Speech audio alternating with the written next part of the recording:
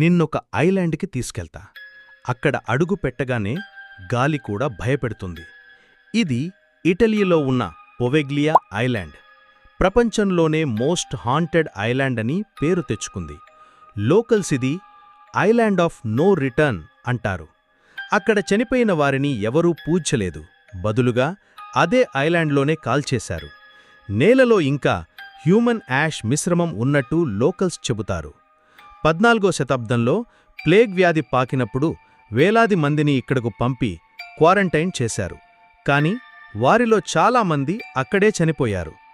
తర్వాత మానసిక రోగుల కోసం హాస్పిటల్గా వాడారు. అక్కడొక డాక్టర్ పేషెంట్స్పై భయంకరమైన ఎక్స్పెరిమెంట్స్ చేసేవాడని చెబుతారు. చివరికి అతడే టవర్ నుండి దూకి చనిపోయాడు అని లోకల్స్ కథ. ఇప్పటికీ రాత్రిళ్ళు అక్కడ కేకలు, ఫుట్ స్టెప్స్ వినిపిస్తాయని ఫిషర్మెన్స్ అంటారు.